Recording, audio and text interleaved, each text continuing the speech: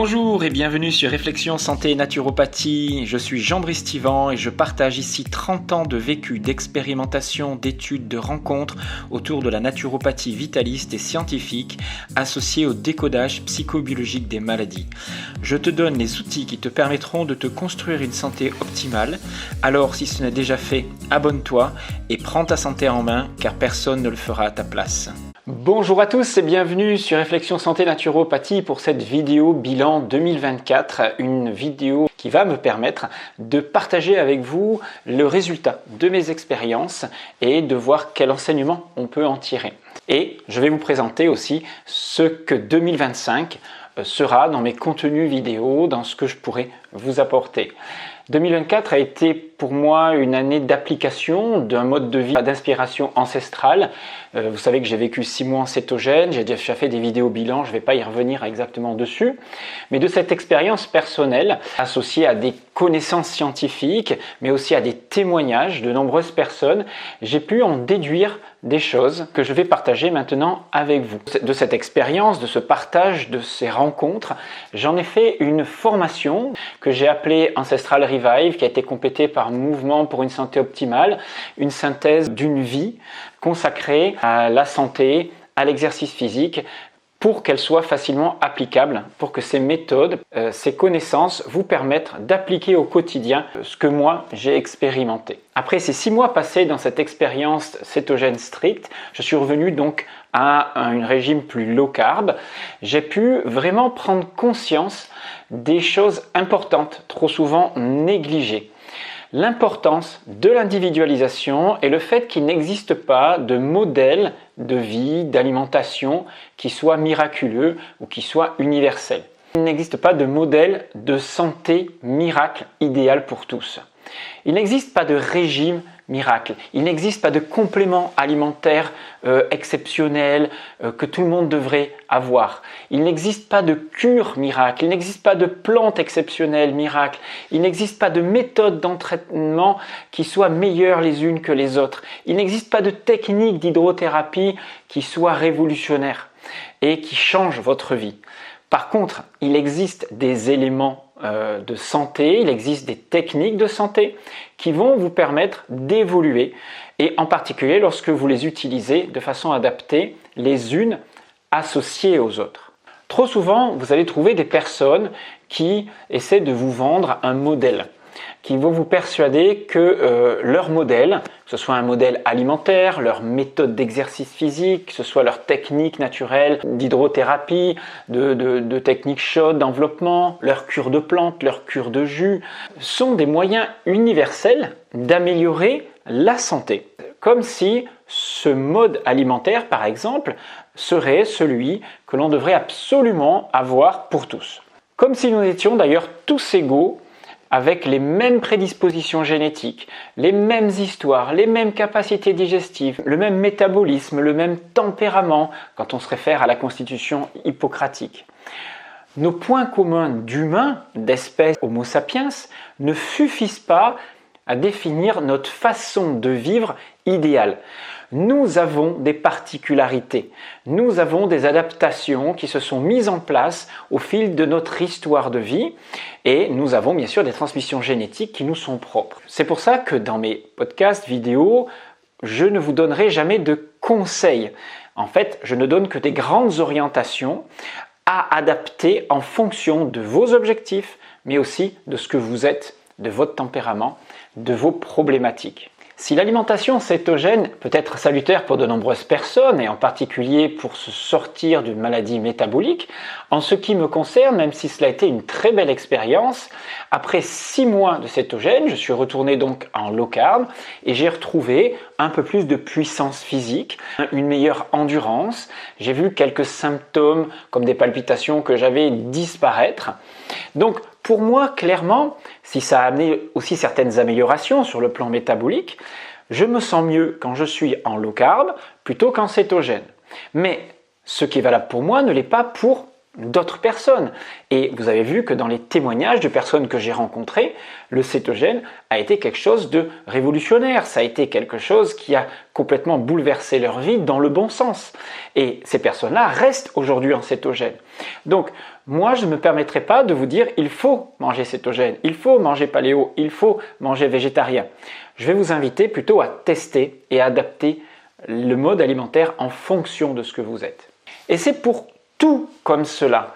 Une personne avec un tempérament particulier aura besoin de tel ou tel type d'alimentation, aura besoin d'une méthode d'entraînement particulière, de se soumettre à une hydrothérapie plutôt froide, plutôt très froide, ou plutôt chaude ou très chaude, aura besoin de plus de temps de sommeil qu'une autre, aura besoin de faire du jeûne intermittent quand une autre aura besoin de faire du jeûne long, ou d'autres pas de jeûne du tout. Peut-être que pour certains, une cure de créatine sera vraiment salutaire, alors que pour d'autres, ce sera plutôt une cure de plantes hépatiques. Et tout cela peut même changer en fonction de vos objectifs et en fonction de votre âge et différents moments de votre vie. Pour moi, aujourd'hui, si je devais avoir par exemple un début de maladie métabolique, un début de surpoids, d'hyperglycémie, une tension qui monte, une baisse de ma testostérone avec certains signes particuliers, eh bien je reviendrai sans doute vers une alimentation plutôt cétogène, plus stricte, du moins riche en glucides. Aujourd'hui, je suis entre 60 et 80 grammes.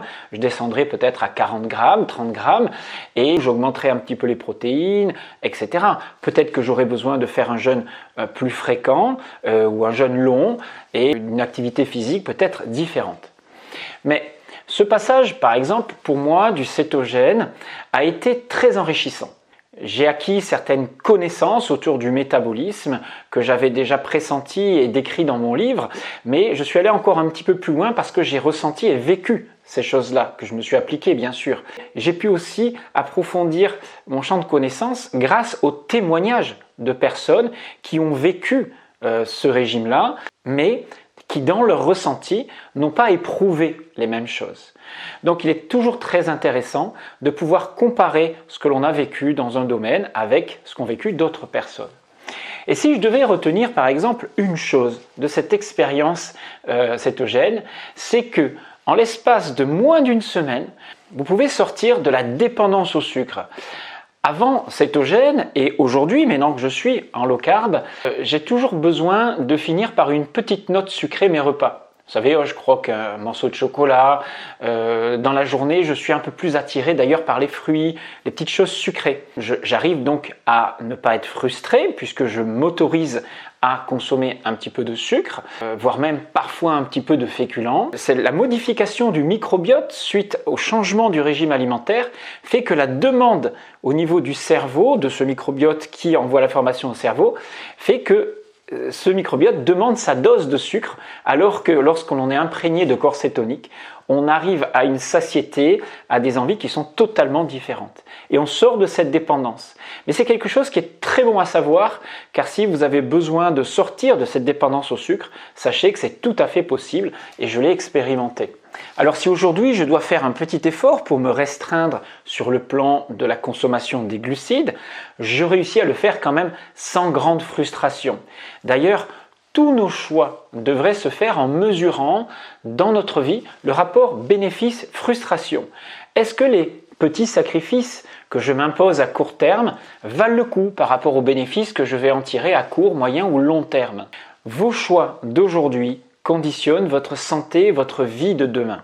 Et dans cette balance, frustration, bénéfice, j'ai donc choisi, moi, donc un mode de vie d'inspiration paléo-ancestrale, mais de façon individualisée. Je vais vous expliquer les petites individualisations que j'ai mises en place. Et vous avez compris que je suis en cohérence par rapport à ce que je vous propose. Quels sont ces ajustements?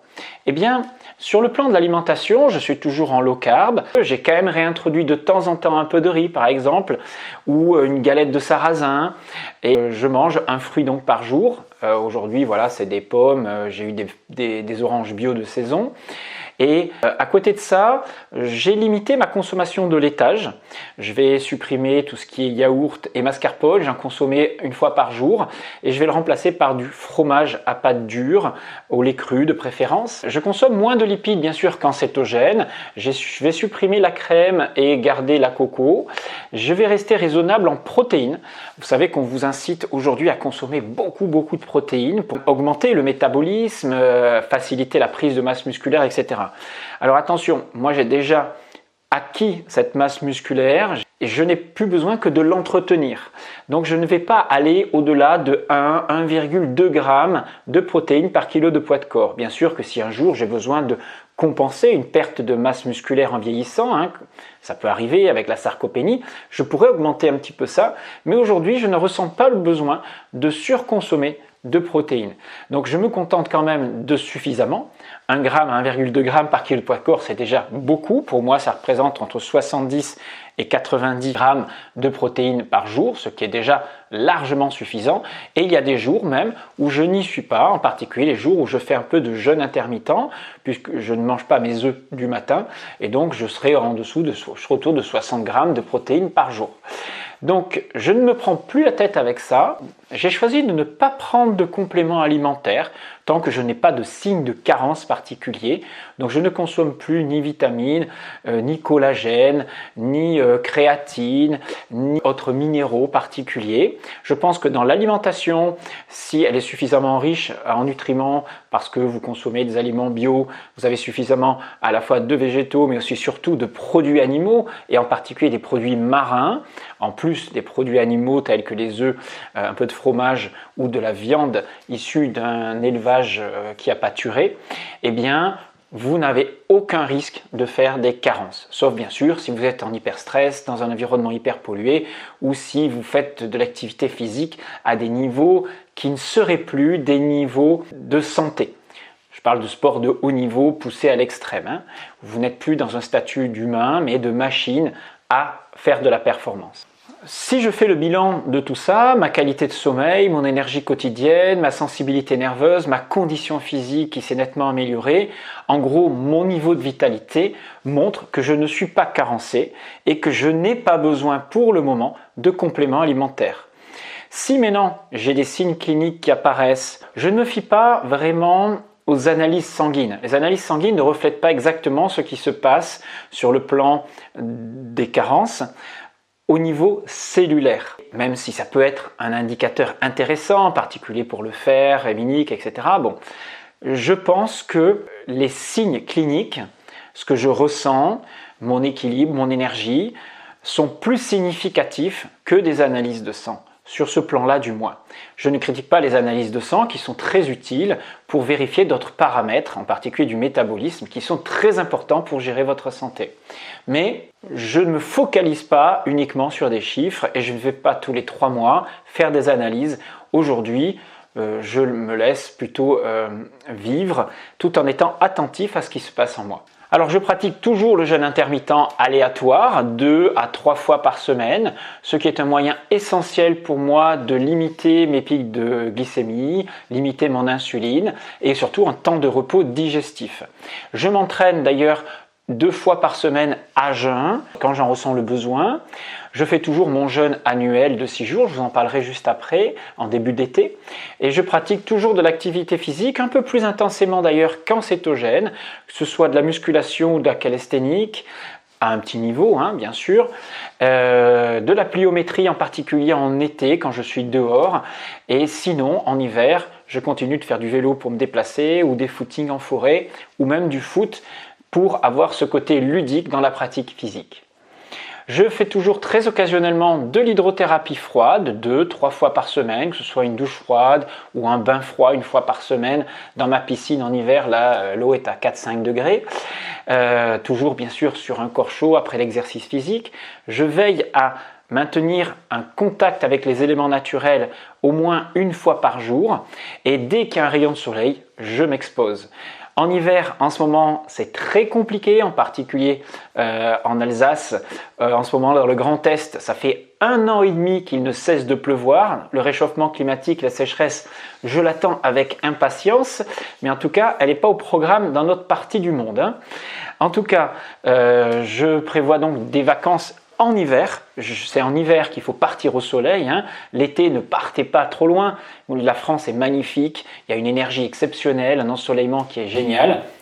Alors qu'en hiver, dans nos latitudes, on n'a pas l'exposition qu'il faut et c'est pour ça que je trouve des petites vacances d'une semaine en Corse, aux Canaries, dans des destinations pas trop loin, pas trop chères et qui permettent de se requinquer avec un ensoleillement, on va dire tous les 2-3 mois, j'essaye de partir. Voilà, tout ce que je mets en place, mais tout ce que vous allez devoir mettre en place, vous n'allez pas pouvoir le faire de façon spontanée, comme ça, si vous n'avez pas 30 ans de recul, comme moi je l'ai sur ma réflexion, ma santé. Ça a été des tâtonnements, des recherches pendant plus de 30 ans pour trouver mon équilibre. Et ce que j'ai trouvé aujourd'hui, pour moi, ce qui me convient, n'était pas ce qui me convenait il y a 10 ans. Donc, vous allez devoir, vous aussi, faire vos expérimentations, vos tâtonnements, mais sachez que tout ce que je mets en place aujourd'hui, je le fais avec plaisir. Je le fais sans contrainte, sans me prendre la tête. Et je sais que je ne fais pas tout parfait, je fais quand j'ai le temps, je fais quand j'ai l'envie, j'adapte ma pratique en fonction de l'énergie du jour. Et je peux vous dire que lorsque vous ne vous imposez pas des principes rigides, la vie est beaucoup plus agréable. Alors bien sûr, je m'impose tout de même des petites règles de vie personnelle. J'essaie de bouger plusieurs fois par jour. Snacking physique, vous savez, on se lève toutes les heures pour bouger, parce que je ne reste pas devant mon ordinateur plus d'1 heure sans bouger, du moins j'essaye. Bien sûr, je ne consomme pas d'aliments transformés, pas d'alcool, sauf un verre quand c'est la fête ou à Noël par exemple. Donc je ne suis pas non plus dans une hyper-rigidité, mais j'essaye de maintenir quelque chose de constant et d'adapter à mes besoins du jour et à mon état du jour. Donc j'essaie tout de même de m'imposer certains principes pour ne pas dériver vers une pente glissante qui pourrait me conduire à la fragilité, à la maladie, et je suis dans un mode de vie de contrainte, on va dire, mesurée. La société, vous savez, d'abondance dans laquelle vous vivez, du tout confort, nous pousse toujours vers plus de passivité, de plaisir immédiat, de surconsommation sans limite. Vous risquez facilement de vous laisser aller et de vous désadapter progressivement avec une perte de vitalité, des dérives vers des maladies métaboliques. Et en vieillissant, et c'est mon cas, j'ai bientôt 54 ans, eh bien, il est beaucoup plus difficile de maintenir un niveau de vitalité satisfaisant, un niveau de santé correct. Néanmoins, le fait de ne plus compter les glucides, les graisses, de ne plus m'imposer des quantités strictes de protéines, de compléments alimentaires à prendre telle ou telle heure. Je ne m'impose pas non plus de programme d'entraînement. Je vais au ressenti maintenant en fonction de mes besoins du moment. Je ne mesure pas systématiquement ma glycémie ou d'autres paramètres. Donc je suis revenu à un mode de vie plus souple, plus facilité sur le plan social aussi. Je vous invite aussi à aller vers un détachement par rapport à la recherche d'un mode de vie qui serait parfait. Celui-ci n'existe pas. Donc j'aimerais vous sortir de ce piège. À côté de cela, je m'impose une règle essentielle. Chaque jour, avant de me coucher ou en me levant, je me dis qu'est-ce que je vais faire aujourd'hui pour ma santé, pour améliorer mon capital vital. Qu'est-ce que tu as fait aujourd'hui dans le sens d'une amélioration de ta vitalité? Est-ce que tu as bougé, pris une douche froide, fait un peu d'exercice, tu t'es exposé au soleil? Est-ce que tu as pris le temps de rigoler avec ta famille, de faire quelque chose de créatif, etc. Gardez à l'esprit un principe.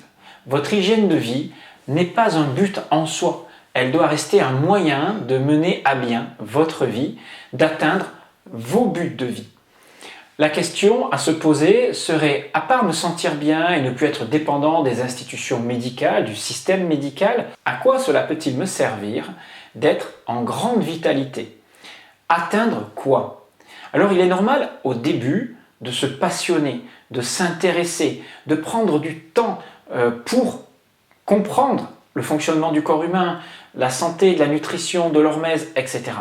Et c'est normal, on veut tout comprendre, on veut maîtriser sa santé. Et il faut consacrer du temps à cela, et je vous invite à le faire, c'est pour ça que je crée ces vidéos, c'est pour ça que je crée ces formations. La connaissance va vous apporter de l'autonomie, mais au bout d'un certain temps. Il me paraît important de prendre du recul par rapport à ces connaissances et de s'ouvrir à d'autres domaines de la santé, du bien-être et de la vie en général. Ne confondez pas la fin et les moyens. Pour 2025, si une personne me demandait « Comment puis-je améliorer ma santé, mon bien-être, la qualité de ma vie ?» Eh bien, je l'inviterai à expérimenter dans 2 domaines.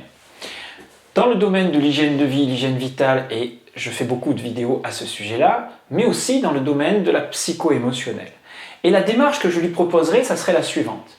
En 1, bien définir quel est son tempérament, quels sont vos besoins, vos points forts, vos points faibles, l'état de votre métabolisme, vos capacités digestives, l'état du système nerveux, du système glandulaire, du système ostéomusculaire. Pour cela, il faut réaliser ce qu'on appelle un bilan de vitalité. Un bilan médical ne suffit pas, il faut évaluer ses points forts, ses points faibles, sa force physique, sa souplesse, etc. Donc tout ça doit permettre de bien se connaître et en fonction de cela, définir vos objectifs de vie. Qu'est-ce que j'ai envie de faire cette année? C'est quoi mon objectif? Passer du temps en famille? Retrouver mon poids de forme? Escalader le Mont Ventoux à vélo? Guérir d'une maladie? Qu'est-ce qui va me procurer de la joie? En fonction de ce bilan, je vais vous inviter ensuite à expérimenter dans le domaine des techniques naturelles de santé pour savoir ce qui vous convient le mieux. Tester différentes formes d'approche alimentaire, que ce soit l'alimentation vivante, quelle part de cru je suis capable d'avoir dans mon alimentation, je vais tolérer. Est-ce que je vais faire plutôt du paléo, du cétogène, une alimentation dissociée ou même végétarienne? Expérimenter afin d'avoir un avis personnel. Et faites la même chose pour toutes les techniques naturelles de santé, que ce soit des méthodes d'exercice physique, tester la musculation au poids du corps, au poids lourd, tester les HIIT, tester l'endurance, le fractionné, tester la marche dans la nature, etc. Que ce soit en hydrothérapie, tester des techniques par le froid, par le chaud, tester les différents types de jeûnes qui existent, tester des techniques de respiration, tester, tester, tester. Ça doit être le maître mot de l'année 2025. Et ne croyez pas les théories. C'est votre expérimentation qui va vous permettre de vous forger un avis et déterminer ce qui vous convient le mieux. Alors bien sûr, il faut maîtriser certaines approches théoriques pour pouvoir appliquer ça dans la réalité sans faire trop de bêtises et d'erreurs. Et c'est pour ça que j'ai conçu pas mal de formations à ce sujet-là. Ce qui est le plus important, c'est que vous allez devoir adapter toutes ces techniques dans leur intensité, dans leur durée, à votre niveau de vitalité. Et pour cela, j'ai conçu ces formations, comme Ancestral Revive, comme Mouvement pour la santé, dans lesquelles vous trouverez toutes les réflexions et les données sur l'alimentation, le métabolisme, les bilans sanguins, les bilans morphologiques, l'étude des tempéraments, les techniques d'hydrothérapie, les compléments alimentaires, le jeûne. Tout ça dans Ancestral Revive, donc vous aurez les connaissances pour ajuster les choses pour vous. Le deuxième domaine de santé que je vous invite à explorer en 2025, c'est celui qui a été pour moi, il y a un peu plus de 18 ans maintenant, le plus fascinant et le plus constructif. C'est celui qui m'a permis de faire des plus grandes prises de conscience et des remises en cause les plus importantes sur la compréhension du fonctionnement humain. J'ai compris sa complexité, mais j'ai compris aussi d'où pouvaient provenir ce qu'on appelle les causes profondes de nos maladies, les mécanismes aussi qui nous permettent de nous libérer de nos maladies. Et j'ai compris qu'il ne fallait pas tomber dans une forme de réductionnisme où on pouvait simplement associer un régime alimentaire à une maladie, à la sédentarité à la maladie. Les choses sont bien plus subtiles que cela. Alors ce domaine, c'est celui de la psychobiologie, c'est-à-dire la compréhension des liens qui existent entre notre psychisme, notre mental, nos ressentis, c'est-à-dire le domaine des émotions, le cerveau en tant qu'organe orchestre de l'ensemble de notre corps physique, et puis les manifestations symptomatiques. C'est ce que j'appelle l'étude de la biologie dans sa globalité. Alors j'ai prévu une série de vidéos, de podcasts en 2025 qui abordera donc le thème de la genèse du cancer. 6 vidéos d'1 heure en moyenne qui va partir de ce que disent certaines personnes, certains cancérologues, médecins, nutritionnistes, même alternatifs, sur l'origine du cancer pour vous montrer les incohérences, ce qui pour moi est plutôt des manques, une vision réductrice, mais néanmoins enrichissante, vous verrez. Et le but sera de pousser la réflexion en se basant bien sûr sur la science et l'étude de cas concrets.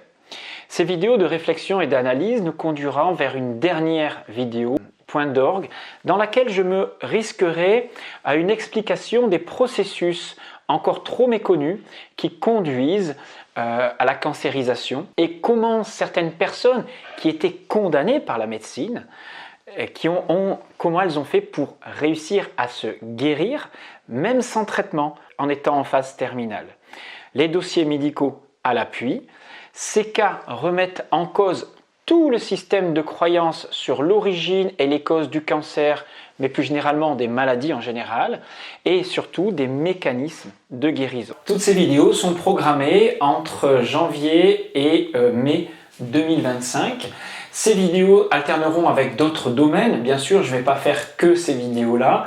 Et en particulier, pour moi, un domaine qui m'est cher et qui est très important à la reconquête de la santé, c'est le jeûne dans toutes ses formes. Donc j'ai prévu des vidéos qui vous apporteront des connaissances sur la physiologie du jeûne, sur la préparation, la descente alimentaire, toutes les analyses et changements qui se déroulent pendant un jeûne, comment notre corps s'adapte durant un jeûne, appuyé par des témoignages, des analyses sanguines, tissulaires surprenantes d'ailleurs, vous verrez. Et vous comprendrez pourquoi cela en fait d'ailleurs une technique majeure de la santé. Mais si vous voulez aussi vivre un jeûne encadré, dans un cadre de nature, en convivialité et en apprenant tout ce qu'il faut savoir pour conduire à votre tour un jeûne, eh bien je vous propose, comme chaque année, de le vivre avec moi, cette année du 7 au 11 juillet 2025, dans les Vosges du Nord. Donc il y a 18 personnes qui peuvent s'inscrire. En général, c'est, attention, complet au mois d'avril, donc dépêchez-vous, vous pouvez déjà faire ça sur le site alsacenaturo.com, je vous mets ça dans la barre sous la vidéo. L'idée c'est de vivre un jeûne en vivant dans la nature, au bord de l'hydrothérapie, des marches, de la gym douce, des échanges enrichissants et de comprendre tous les mécanismes du jeûne. En conclusion, en 2025, on va s'intéresser à la santé dite globale, holistique, dite intégrative, c'est-à-dire qui intègre l'idée que l'homme est d'une complexité que nous ne pourrons jamais vraiment complètement comprendre. Je vous invite à vivre de vrais changements et pour cela en 2025 à élargir votre champ de conscience et je vous accompagnerai sur quelques vidéos podcasts à explorer ce domaine du décodage psychobiologique des maladies, c'est-à-dire les liens qui existent entre notre mémoire familiale, nos programmations émotionnelles inconscientes et comment elles s'inscrivent à la fois dans notre psyché à travers nos comportements et comment elles se manifestent aussi dans notre vie à travers aussi nos symptômes. Si vous souhaitez aller plus loin et vous former dans ces domaines de la santé, que ce soit pour vous ou pour compléter vos formations de naturopathe ou de thérapeute, vous savez que cette année encore, je mets à disposition tous les stages, les formations de la formation alsacienne de naturopathie et de décodage biologique. Plus de 20 formations, 20 stages au choix, accessibles et synthétiques, hyper complets, à des prix défiant toute concurrence. Donc je mets un lien dans la description ci-dessous pour obtenir le descriptif de toutes ces formations. En 2025, je vais donc continuer de faire des vidéos, des contenus que j'espère de qualité pour vous. C'est du travail, mais je suis heureux de partager ça avec vous. Je suis heureux de partager mes 30 ans d'expérience de la naturopathie et du décodage psychologique avec vous. Je sais que vous êtes demandeurs et j'apprécie vos commentaires à ce sujet. N'hésitez pas d'ailleurs à me faire part de vos expériences, elles sont enrichissantes. Au passage, je salue Philippe Larue qui était atteint de sclérose en plaques et qui m'a expliqué avoir remyélinisé ses nerfs grâce, alors image à l'appui, grâce à un nettoyage de l'organisme, des protocoles qu'il a fait à l'étranger au niveau de métaux lourds et la prise de compléments alimentaires à haute dose et de jeûnes successifs, dont des jeûnes secs. C'est d'autant plus remarquable que cette personne vit dans un EHPAD et hélas, bien sûr, il ne souhaite pas témoigner. C'est bien dommage. Vous aussi, contactez-moi si vous avez aussi des cas de guérison, des améliorations qui méritent d'être connues. Voilà, alors vous savez que je ne demande jamais de cagnotte participative. Je préfère que vous me souteniez en achetant mes formations pour que vous deveniez autonome en matière de santé. Comme ça, c'est gagnant, gagnant. Vous pouvez aussi me contacter personnellement à jbnaturo@orange.fr. Sachez juste que je réserve mes temps de consultation uniquement aux personnes qui ont acheté au moins une de mes formations. Vous pouvez aussi connaître mes travaux à travers mes 2 livres, De l'homme dévitalisé à l'homme vivant. Vous trouverez donc les bases de la naturopathie et les bases du décodage psychobiologique des maladies dans ce livre-là. Et puis le livre En finir avec les maladies métaboliques et le diabète aux éditions Néo Santé, où vous trouverez donc un protocole pour inverser les maladies métaboliques comme le diabète de façon naturelle, l'objectif étant de diminuer, voire de supprimer les médicaments. Sinon, vous savez que j'écris aussi dans la revue Néo Santé, une revue remarquable, la seule qui parle de décodage psychobiologique, des articles de naturopathie, de mode de vie ancestral, de témoignages de thérapeutes, de scientifiques, etc. Une revue qui mérite d'être soutenue et qui pour 6 €, vous recevez mensuellement chez vous. Je ne vous souhaite toujours pas une bonne année, car ce qui compte, c'est ce que vous faites pour vous la rendre belle. En tout cas, 2025 sera pour nous l'année de la santé holistique. Nous la partagerons ensemble, je l'espère. Merci de continuer à me suivre. Encouragez-moi avec vos likes, vos commentaires, votre bienveillance. Abonnez-vous et prenez soin de vous, car personne ne peut le faire à votre place.